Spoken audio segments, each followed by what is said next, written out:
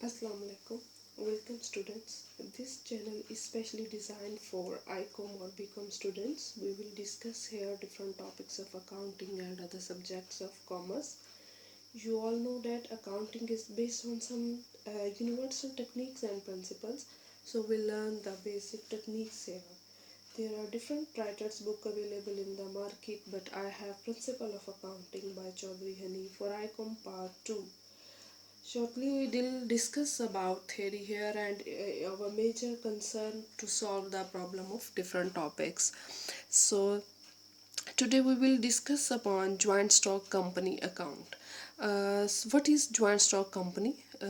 Joint stock company है क्या? आपने आई टू बी कॉमर्स पार्ट 1 में भी पढ़ लिया है कि ज्वाइंट स्टॉक है क्या. इसको उर्दू में मुश्तरका सरमाए की कंपनी बोलते हैं. तो joint stock company basically joint mean मुश्तरका, स्टॉक मीन कैपिटल है पैसा, कंपनी मीन सब मिलके एक ऑर्गेनाइजेशन जो बना लेते हैं. तो ज्वाइंट स्टॉक कंपनी को हम कैसे डिफाइन कर सकते हैं? Joint stock company can be define as an artificial person created by law. Artificial person के तौर पे कंपनी काम करती है क्योंकि कोई भी कंपनी अपने ऑनर के नाम से नहीं पहचानी जाती. उसकी एक अपनी अलग आइडेंटिटी है, उसकी एक अपनी अलग पहचान है जिससे वो पहचानी जाती है. क्रिएटेड बाय लॉ 1984 का एक्ट है जिसके अकॉर्डिंगली आपके पाकिस्तान में कंपनीज जो हैं वो रजिस्टर्ड होती हैं. Have a separate legal entity. Separate legal entity mean company की एक अलग हैसियत है. Perpetual succession. Perpetual succession mean company आपकी इनडेफिनेट टाइम पीरियड के लिए चलती रहती है. ऐसा नहीं है कि किसी एक पार्टनर की डेथ से आपकी कंपनी बंद हो जाएगी, या आपका कोई पार्टनर इंसॉल्वेंट हो गया है, या कोई अनसाउंड माइंड हो गया तो आपकी कंपनी क्लोज हो जाएगी. कंपनी आपकी इंडेफिनेट टाइम पीरियड के लिए चलती रहेगी. And a common seal. Common seal mean एक सिग्नेचर होते हैं कंपनी के. फॉर एग्जांपल आप पंजाब कॉलेज में पढ़ते हैं, ठीक है. जब आपको रिज़ल्ट कार्ड मिलते हैं तो उसके नीचे किसी सर या प्रिंसिपल की नहीं होती, बल्कि पंजाब कॉलेज की आपको डिग्री के ऊपर मोनोग्राम ये सारा कुछ मिलता है. तो एक कॉमन सील है, वो आइडेंटिटी है कंपनी की. तो इसमें मैंने एग्जांपल दी है एटलस होंडा कंपनी और इब्राहिम फाइबर्स. बहरहाल काफ़ी ज़्यादा कंपनीज हैं जो ज्वाइंट स्टॉक कंपनीज हैं पाकिस्तान में. तो बेसिकली ज्वाइंट स्टॉक कंपनी में है क्या कि बहुत ज़्यादा लोग मिलके अपने जो मैक्सिमम रिसोर्सेज हैं उनको इकट्ठा करते हैं कोई भी डिज़ायर्ड गोल्स जो हैं उनको अचीव करने के लिए. तो कंपनी के अंदर मोर दैन 20 पार्टनर्स होते हैं. कंपनीज डिफरेंट टाइप्स की हैं. बेसिकली 2 टाइप्स की हैं, प्राइवेट और पब्लिक लिमिटेड कंपनीज. तो जो आपकी पब्लिक लिमिटेड कंपनीज हैं इसके कम से कम 7 डायरेक्टर्स होते हैं और ये मोर दैन 50 शेयर होल्डर्स भी हो सकते हैं.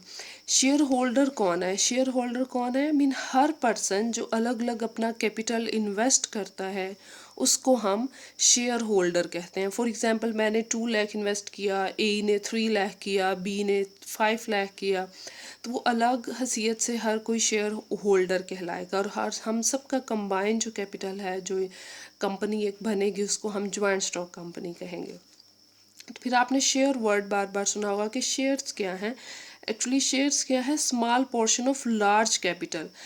कि एक लार्ज कैपिटल उसका स्मॉल पोर्शंस में हम डिवाइड कर दें तो उसको हम शेयर बोलते हैं. फॉर एग्जांपल कंपनी को 20 लाख रुपीस की ज़रूरत है. तो देखिए कैपिटल पैसा एक बहुत बड़ा रिस्क है. कोई भी अपने किसी को इतने ज़्यादा पैसे किसी नहीं दे सकता. ये रिस्क है ना, तो हर पर्सन कुछ ख़ास बेसिक लिमिट्स हैं यहाँ तक रिस्क ले सकता है, उससे ज़्यादा अमाउंट का वो रिस्क नहीं ले सकता.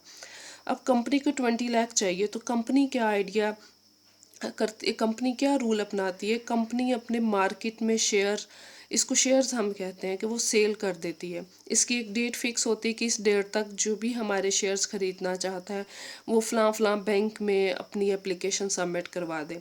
ये जस्ट लाइक उसी तरीके से जब हमने उसी तरीके से जैसे हमने किसी कॉलेज में एडमिशन लेना है, हम प्रोस्पेक्टस लेके वहाँ पे अपना फॉर्म सबमिट करवाते हैं. तो बाद में कुछ की एप्लीकेशन एक्सेप्ट हो जाती हैं, कुछ की रिजेक्ट हो जाती हैं जो मेरिट पे आते हैं. तो ऐसे ही पहले कंपनी जो है ना वो अपने शेयर्स इशू करती है. कंपनी को 20 लाख रुपीस चाहिए तो कंपनी क्या करेगी? कंपनी 20 लाख को 100 पे डिवाइड करेगी. इट्स मीन कि 20 लाख के 100 पे डिवाइड करके 20,000 शेयर्स बना दिए, 20,000 हिस्से बना दिए. और एक हिस्सा कितने का है? 100 का, ये जो एक हिस्सा 100 का है इसको हम फेस वैल्यू या ओरिजिनल वैल्यू ऑफ शेयर कहते हैं। ये इसको डिवाइड करके जो हमने 20,000 उसके हिस्से बना दिए इसको हम शेयर्स बोलते हैं। और इस 20 लाख जो पूरे का पूरा चाहिए ये कैपिटल है जो कंपनी को चाहिए। अब इसमें क्या है, फॉर एग्जांपल ए पर्सन है, ए कहता है कि जी मैं 2 लाख तक रिस्क ले सकता हूँ, तो वो क्या करेगा, वो 2000 हिस्से कंपनी के खरीद लेगा। एक हिस्सा कितने का है, 100 का। सो वो कंपनी में 2 lakh rupees with application submit करवा देगा, भी मैं आपका हिस्सेदार बनना चाहता हूँ। बी आया, बी है वो कहते हैं कि मैं 5 लाख तक रिस्क ले सकता हूँ, मीन इतना मेरा पैसा डूब भी जाए तो इट्स ओके। तो वो क्या करता है, वो 5 लाख तक रिस्क ले सकता है। एक हिस्सा आपका कितने का है, 100 का, तो वो 5 लाख रुपए अपनी एप्लीकेशन के साथ कंपनी में सबमिट करवा देगा। इसी तरीके से सी आएगा, फॉर एग्जांपल सी कहता है कि जी मैं तो सिर्फ 50,000 तक रिस्क ले सकता हूँ, वो 500 हमारे हिस्से खरीदेगा, एक हिस्सा 100 का है तो 50,000 चला जाएगा। सो ऑन, ये ऐसी सिचुएशन चलती रहती है। तो कंपनी को डायरेक्ट तो कोई 20 लाख नहीं दे सकता था। इस तरह डिफरेंट लोगों ने अपने अपने रिसोर्सेज को देखते हुए उस कंपनी में इन्वेस्ट किया। कंपनी के पास तो 20 लाख आ जाएगा लेकिन इन पार्ट्स में आएगा। तो कंपनी इनके ऊपर, जो ये हिस्सेदार होते हैं जो कंपनी के शेयर्स खरीदते हैं, इनके ऊपर इनको प्रॉफिट देती है। उस प्रॉफिट को हम डिविडेंड बोलते हैं, ठीक है। उस प्रॉफिट को हम क्या बोलते हैं, डिविडेंड बोलते हैं। तो ये शेयर्स खरीदने के लिए पहले लोगों को कंपनी में एप्लीकेशन सबमिट करवाना पड़ती हैं। तो कौन कौन लोग हैं जो एप्लीकेशंस को ख़रीद सकते हैं, जो शेयर्स को ख़रीद सकते हैं। तो कंपनी में वो 4 कैटेगरी के, general public, promoters, directors, underwriters. तो सिर्फ और सिर्फ इनमें बेटा जनरल पब्लिक है जो एप्लीकेशन देती है शेयर्स को परचेज़ करने के लिए, ठीक है। सिर्फ जनरल पब्लिक है जो एप्लीकेशंस देती है शेयर्स को परचेज करने के लिए। प्रमोटर्स कौन है, प्रमोटर्स वो लोग हैं जो कंपनी के इब्तदाई आपको कंपनी कंस्ट्रक्ट करके देते हैं, उसकी सारी फॉर्मेशन को कंप्लीट करके देते हैं कंपनी की। तो प्रमोटर्स कौन है, जो कंपनी का, जो बानियान भी हम इनको कंपनी के कहते हैं, जो कंपनी आपको बना के देते हैं। तो इनको हम एक्चुअली प्रीलिमिनरी एक्सपेंसेस के अगेंस्ट शेयर इशू करते हैं। मीन ये कंपनी के ऊपर इब्तदाई ख़र्चा करते हैं, तो वो कंपनी इनके ऊपर, कंपनी इनको उनके अगेंस्ट शेयर इशू करते हैं। डायरेक्टर्स कौन है, डायरेक्टर्स मैनेजमेंट है उस कंपनी के, ये भी शेयर्स खरीद सकते हैं। अंडर राइटर्स कौन है, जब एक न्यूली कंपनी मार्केट में आती है उसको एक फेयर होता है कि मैं मार्केट में अपने कैपिटल तो कर दूं, शेयर तो सेल कर दूं, लेकिन अगर जनरल लोगों ने ना खरीदे तो क्या होगा फिर। तो अंडर राइटर एक्चुअली एक ऐसे इंस्टीट्यूट हैं जो कहते हैं कि आप अपने शेयर इशू करें, जो शेयर्स आपके लोग नहीं खरीदेंगे, जो बच जाएंगे, तो वो शेयर्स हम लेंगे, उनको हम क्या बोलते हैं, उनको हम अंडर राइटर्स बोलते हैं। तो सब बड़ी, मैंने बेसिक सी इसके बारे में डिटेल ज्वाइंट स्टॉक के बारे में आपको बताई है। तो अब हम इसमें डिफरेंट काइंड्स के जो कैपिटल होता है, सब हम उन कैपिटल्स की काइंड्स को पढ़ते हैं। तो सबसे पहले है ऑथराइज कैपिटल, रजिस्टर्ड या नॉमिनल कैपिटल। तो ऑथराइज रजिस्टर्ड के नाम से ही पता है, इसका मतलब है जब भी कोई कंपनी मार्केट में एंटर्ड होती है तो वो अपने मेमोरेंडम ऑफ एसोसिएशन में बताती है कि मैं इतने कैपिटल के साथ मार्केट में रजिस्टर्ड हो रही हूँ। फॉर एग्जाम्पल मैं 10 लाख के साथ मार्केट में रजिस्टर्ड हूँ, मैं 20 लाख के साथ रजिस्टर्ड हूँ। तो वो कैपिटल जितना आप अपने मेमोरेंडम ऑफ एसोसिएशन में मेंशन करते हैं उसको आप ऑथराइज, रजिस्टर्ड या नॉमिनल कैपिटल बोलते हैं। ठीक हो गया। नंबर 2 पे फिर आपका है इसमें इशूड कैपिटल। इशूड कैपिटल क्या है, ऑथराइज कैपिटल का वो वाला हिस्सा जो आप लोगों को ऑफर करते हैं परचेज करने के लिए, इसको आप इशूड कैपिटल कहते हैं। ठीक है, जो पब्लिक आपसे खरीदेगी, आपके शेयर्स, आपके हिस्सेदार बन जाएंगे, उसको हम इशूड कैपिटल कहते हैं। और ये भी ज़रूरी नहीं जितना ही कैपिटल आपने इशू किया वो सारे का सारा पब्लिक खरीद ले। पब्लिक की आपको उससे ज़्यादा एप्लीकेशन भी आ सकती हैं इशूड कैपिटल से, और कम भी आ सकती हैं। ज़्यादा एप्लीकेशन आ जाएं तो हम इसको ओवर सब्सक्रिप्शन कहते हैं, कम आ जाएं तो हम इसको अंडर सब्सक्रिप्शन कहते हैं। तो एक्चुअली इश्यूड कैपिटल का वो वाला पोर्शन जितना जनरल पब्लिक को आपने दे दिया, जनरल पब्लिक से कैपिटल आपने ले लिया और उनको अपना शेयर होल्डर बना लिया, उसको आप सब्सक्राइब कैपिटल बोलते हैं। और सब्सक्राइब कैपिटल का वो वाला पोर्शन जो एक्चुअली आपको शेयर होल्डर्स ने पे कर दिया है, उसको आप कॉल्ड अप कैपिटल कहते हैं। फिफ्थ वन है पेड अप कैपिटल। क्या है? Portion of called up capital as has been actually paid by share holder. जो शेयर होल्डर्स एक्चुअली पे कर चुके हैं वो आपका क्या है?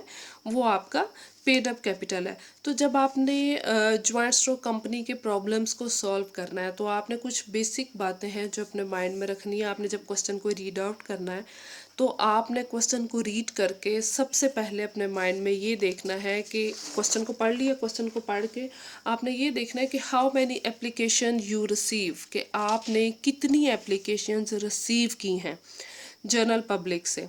तो उसकी एंट्री है bank to share application, bank to share application account. If extra application receive, अगर आपको एक्स्ट्रा एप्लीकेशन रिसीव हुई हैं तो आप सेकंड एंट्री करेंगे उनको रिफ़ंड करने की। तो रिफ़ंड करने की एंट्री आपकी क्या होगी? Share application account to bank account. सबसे पहले आपने एप्लीकेशन रिसीव कर ली। सेकंड नंबर की एंट्री जो ऑप्शनल एंट्री है, अगर आपको ओवर सब्सक्रिप्शन होगी तो ये आप एंट्री करेंगे। अगर आपको ज़्यादा एप्लीकेशन रिसीव हो गई, अगर कम एप्लीकेशन रिसीव हुई तो ये आपकी ये एंट्री नहीं आएगी। थर्ड वन आपकी है शेयर अलॉटेड। शेयर अलॉटेड जितनी एप्लीकेशंस कंपनी रख लेती है तो इसकी एंट्री क्या होगी? Share application account to share capital account. ठीक हो गया। तो जो शेयर है वो एक्चुअली थ्री काइंड्स के होते हैं: share issue at par, share issue at discount, share issue at premium. Share issue at par का मतलब अगर 100 की चीज़ है तो आप उसको 100 में ही सेल आउट कर रहे हैं, इसको हम शेयर इशू एट पार कहते हैं। तो इसकी एंट्री होती है share application to share capital account. Second category है इसकी शेयर इशू एट डिस्काउंट। इसकी एंट्री है share application account, discount on share account to share capital. Actually ये वो कंपनीज हैं जो न्यूली मार्केट में एंटर होती हैं, जिनका भी इतना नाम नहीं होता या फिर जिनकी फाइनेंशियली पोजीशन थोड़ी वीक होती है तो वो डिस्काउंट पे अपना शेयर दे देती हैं। फॉर एग्जांपल अगर 100 का शेयर है तो वो 100 से कम 99, 98 या 95 में भी अपना शेयर सेल कर देती हैं। इसको हम कहते हैं शेयर इशू एट डिस्काउंट और उसकी एंट्री ये है। थर्ड वन है share issue at premium. Premium जो कंपनीज अच्छी साउंड फाइनेंशियल पोजीशन में होती हैं तो वो क्या है कि अपना 100 का शेयर 105, 101, 102 मीन 100 प्लस में सेल आउट करती हैं। तो वो अपना जो उनकी एक फेम है, वो गुडविल बनी हुई है मार्केट में, उसको गेन करती हैं। तो उसकी एंट्री है share application account to share capital account to premium on shares. ठीक है। तो प्रीमियम ऑन शेयर क्रेडिट क्यों हुआ? क्योंकि ये कंपनी की इनकम बनती है, कंपनी एक्स्ट्रा ले रही है अपनी एक्चुअल अमाउंट से। तो डिस्काउंट ऑन शेयर्स हम डेबिट क्यों करते हैं? क्योंकि ये कंपनी का एक्सपेंस है। कंपनी 100 का शेयर है लेकिन 99 या 98 में दे रही है, कंपनी जो है वो खुद लॉस बेयर कर रही है, तो ये कंपनी का एक्सपेंस है, इसलिए हम इसको डेबिट करेंगे। तो जब भी बेटा आपने कोई बुक से क्वेश्चन रीड आउट किया, आपने ज्वाइंट स्टॉक कंपनी का सबसे पहली एंट्री जो आपकी होगी वो एप्लीकेशन रिसीव करने की होगी। ठीक है। जो सेकंड एंट्री आपकी होगी वो रिफ़ंड करने की होगी। थर्ड एंट्री जो होगी वो शेयर अलॉट करने की होगी। तो अब आपने फिर ये देखना है कि क्वेश्चन के अंदर जो आपने शेयर अलॉट किया है आया वो एट पार है, एट डिस्काउंट है या प्रीमियम है। अगर तो एट पार है तो ये वाली एंट्री इधर आएगी, अगर एट डिस्काउंट है तो ये वाली एंट्री इधर चली जाएगी, अगर एट प्रीमियम है तो ये वाली एंट्री आपकी इधर चली जाएगी। ठीक है। ये आपने पहले जो इसकी बेसिक जर्नल एंट्रीज हैं इनको आपने कर लेना है। इसके बाद हम प्रॉब्लम सॉल्व करते हैं। वो एक एग्जांपल के तौर पे भी बेटा मेरे पास जो अवेलेबल बुक है वो आईकॉम पार्ट 1 की चौधरी मोहम्मद हनीफ की बुक है। तो हम इनकी बुक का जो फर्स्ट प्रॉब्लम है उसको सॉल्व करते हैं। मैं इसके आपको सबके सब जो प्रॉब्लम्स हैं वो सॉल्व करवाऊंगी। तो इसका हम सबसे पहले जो प्रॉब्लम नंबर 1 है उसको हम डिस्कस कर लेते हैं कि प्रॉब्लम नंबर 1 क्या है।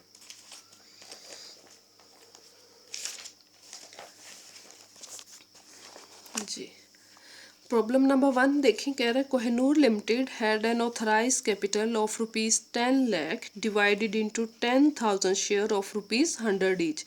Authorise capital 10 lakh, mean company जब मार्केट में रजिस्टर्ड हुई तो 10 लाख के साथ रजिस्टर्ड हुई थी। वो कहता है कि अगर हम इसको 100 पे डिवाइड कर दें तो इसके 10,000 पार्ट्स शेयर्स बनते हैं। एक शेयर कितने का, 100 का। आप मल्टीप्लाई करें तो देखें फिर भी आपके पास 10 लाख आ रहा है। एक बंदा आपको 10 लाख नहीं दे सकता, तो डिफरेंट 5 to 6 बंदे एप्लीकेशन देते हैं आपको, जितनी जितने उन्होंने पैसे इन्वेस्ट करने, तो आपके पास 10 लाख आ जाएगा।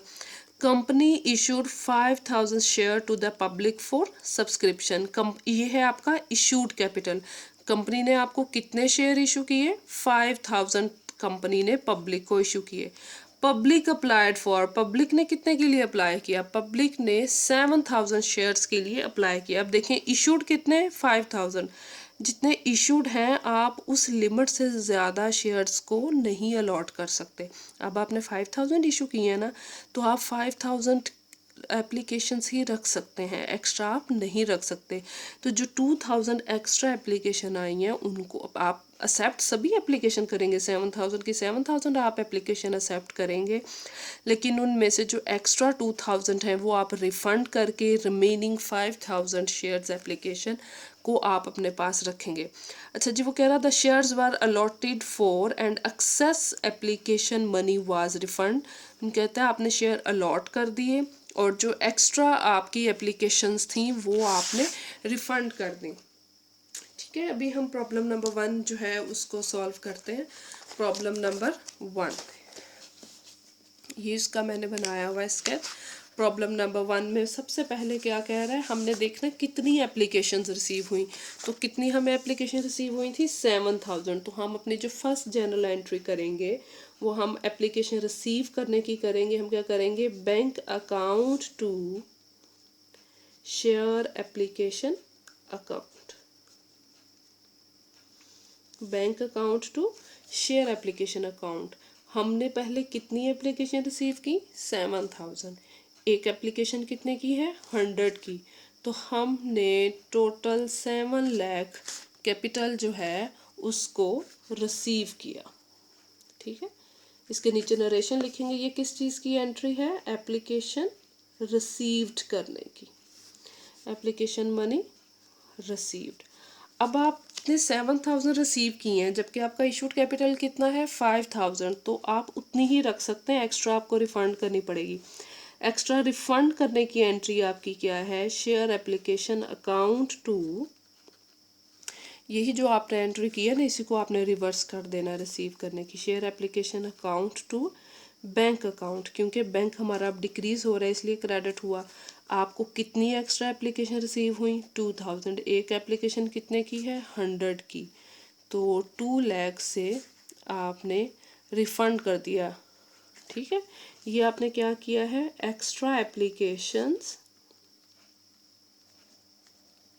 रिफंड की हैं। ठीक हो गया। लास्ट है शेयर अलॉट करने की एंट्री। अब इसमें आप क्या करेंगे, आपने 5,000 शेयर जो है वो इशू किए थे, तो आप 5,000 ही एप्लीकेशंस अपने पास रख सकते हैं। अब आप उनकी जिनकी एप्लीकेशंस रखनी है आप उनकी एप्लीकेशंस को डेबिट कर लेंगे। Share application account to share capital account. Share capital account में हमेशा फेस वैल्यू आती है। फेस वैल्यू मीन ओरिजिनल जितने का एक शेयर होता है। अब आपने कितनी एप्लीकेशंस रखी, 5,000। एक एप्लीकेशन की क्या वैल्यू है, 100। तो आप यहाँ पे क्या लिख देंगे, 5 लाख। आपका क्वेश्चन सॉल्व हो गया। ज़्यादातर क्वेश्चंस में बेसिक यही 2 एंट्रीज होती हैं। ठीक है, ये वाली स्किप हो जाती है, ये तभी आएगी जब आपको एक्स्ट्रा एप्लीकेशन रिसीव हुई है। तो यहाँ पे आपने क्या किया है, शेयर अलॉटेड। ठीक हो गया। अब हमने इसकी बनानी है बैलेंस शीट। तो आपने लाइबिलिटी साइड पे सबसे पहले लिखना है ऑथराइज्ड कैपिटल। ऑथराइज्ड कैपिटल मैंने आपको बताया क्या है, ऑथराइज्ड कैपिटल रजिस्टर्ड कैपिटल, जितने से आप अपने मेमोरेंडम ऑफ एसोसिएशन में लिखते हैं कि हम मार्केट में इतने कैपिटल से एंटर्ड हुए। आपका ऑथराइज कैपिटल क्या है, 10 लाख। तो इसके नीचे आपने डबल लाइन लगा देनी है क्योंकि ये आपकी टोटल में ऐड नहीं होगा। इसके बाद आपने अपना लिखना है इशूड कैपिटल। कंपनी ने कितनी एप्लीकेशंस इशू की थी? 5000। ईच एप्लीकेशन की वैल्यू क्या है? 100। तो यहाँ पे कितना आ गया? 5 लाख। इसके नीचे भी आप डबल लाइन लगा देंगे। इसके बाद हम लिखेंगे subscribe card up for paid up capital. आपको एक्स्ट्रा एप्लीकेशन रिसीव हुई थी 7000, आपने 2000 रिफंड कर दी। आपने एक्चुअली एप्लीकेशंस कितनी रखी, कितने लोगों का पैसा रखा है? 5 का ही। तो वही 5000 लोग आपके सब्सक्राइब कार्ड अप और पेड अप कैपिटल होगा 5 लाख। आप इसको, ये इस टोटल नीचे आ जाएगा। इशूड कैपिटल के नीचे भी आप डबल लाइन लगाएंगे और ऑथराइज कैपिटल के नीचे भी आप डबल लाइन लगाएंगे। ठीक है, डबल लाइन का मतलब है ये हमारे टोटल में ऐड नहीं है। एसेट साइड पे अब आप क्या लिखेंगे? देखें, ये वाला बैंक आपका एसेट होता है ना। अब आप देखें, ये वाला बैंक आपका 7 लाख से डेबिट हो रहा है। सेकेंड एंट्री में देखें, आपका बैंक 2 लाख से क्रेडिट हो रहा है। इट्स मीन आपके अकाउंट में 7 लाख रुपीज़ आए, इसमें से 2 लाख आपने रिफंड कर दिए क्योंकि वो आप नहीं रख सकते थे। कंपनी का रूल था कि आपने 5000 ही एप्लीकेशन रखनी है। तो 5000 का कितना कैपिटल बनता था? 5 लाख। तो आपके अकाउंट में कितना फिर रह गया? 5 लाख। ये आपने टोटल में लिख लिया। ये आपका फर्स्ट प्रॉब्लम जो है बेटा वो सॉल्व हो गया। ठीक है, चौधरी हनीफ की बुक से ज्वाइंट स्टॉक कंपनी का आपका फर्स्ट प्रॉब्लम सॉल्व हो गया। इसमें शेयर इशू एट पार थे, इसमें डिस्काउंट और प्रीमियम वाली नहीं थी। वो नेक्स्ट क्वेश्चंस में होगी, तो हम फर्दर लेक्चर में बाकी प्रॉब्लम्स जो है उनको कवर करते हैं। ओके बेटा, अगर if you have any problem, if you have any point of query, then you can comment me, you can discuss with me in comment section. Okay, Allah Hafiz.